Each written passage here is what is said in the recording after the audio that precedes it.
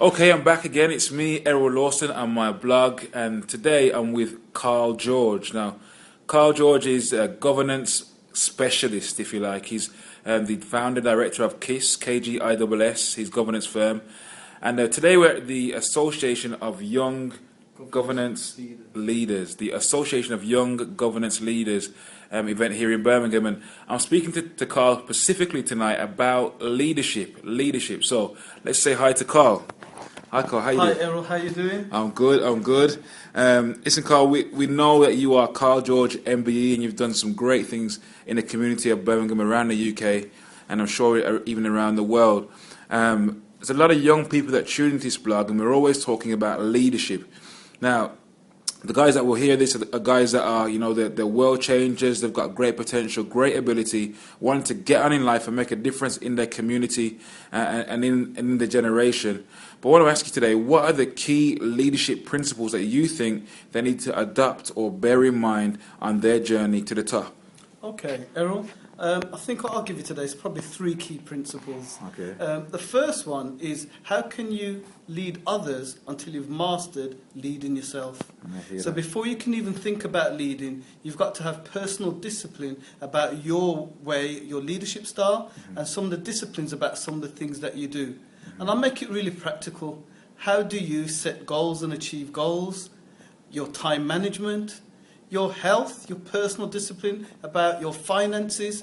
You've got to master leading yourself first. But let me get on to the broader perspective on leadership as my point number two. Leadership really is about having a vision. Right. So once you've got that vision, you can then share that vision with other people. Right. So to be able to lead them, you've got to have the vision and somewhere to take them to. Right. The third key principle that I want you to understand is, once you've got the vision, you've got to be able to motivate people towards that vision. Right. And you motivate them in the way or the modality that they expect to be motivated in. That's great. So you've got to find out what it is that they are motivated by. You've got to get that vision in their minds, and then you help to take people towards that vision.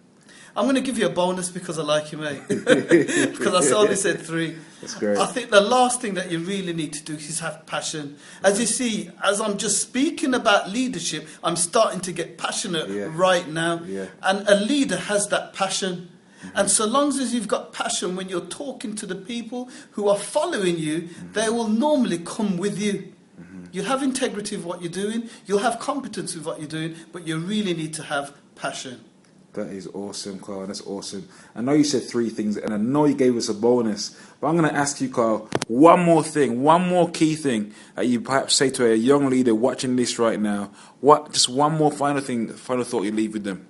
Final thought for you to think about today, and it comes from my first book. It says, most people only try, but I make sure.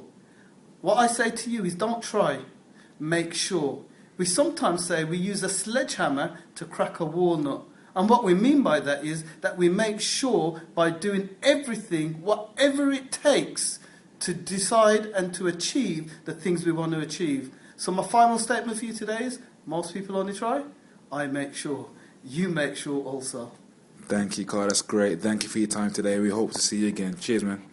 Bye for now, Errol. Bye-bye.